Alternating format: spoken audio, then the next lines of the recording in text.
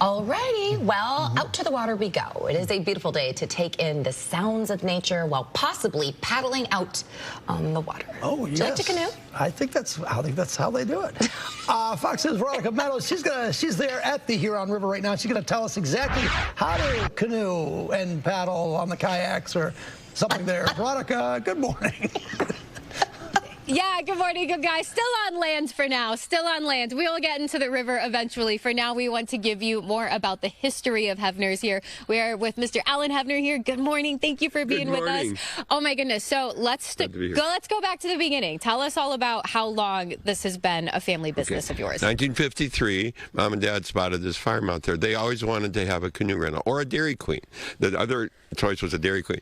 But then we found this piece of land, and there was a farm then. So there was cattle here. There was, just anything to do with the farm. And so we bought the farm. And then in 1953, then we Mom and Dad had the house built by the American Youth House Organization, which was very active back then.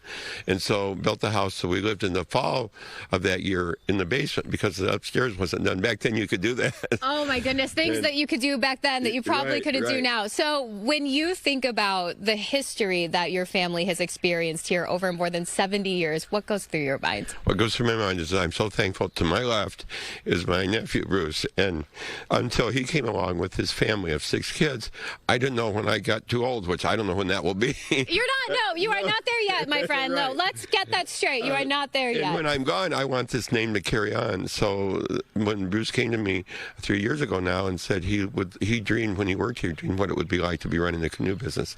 So now we're transferring over to him. This is sort of a symbolic. Our 70th birthday is this year. So symbolically, I'm handing the wand to him, and then he will take over.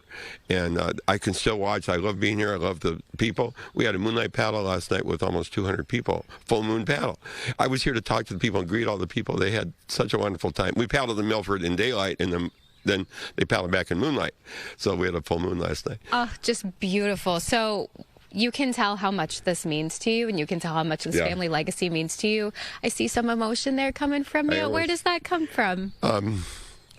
It comes from being here all the years, and I have always loved kids. This is kind of the core of what I am. We have a mission called No Child Left Inside, because when I was growing up, I was real shy and everything, but the outdoors was always a therapy for me. I'd go hiking in the woods around here, and I'd go canoeing and kayaking and get out there, and I realized that the outdoors is a wonderful thing, and you learn all the stuff going on in our world today. The outdoors is still there. Whether you're canoeing or just hiking in the woods or even in your backyard, you don't have to go. But getting kids outside, I've seen a change in kids. We work with the inner city kids a lot to get them out. They're afraid to be out.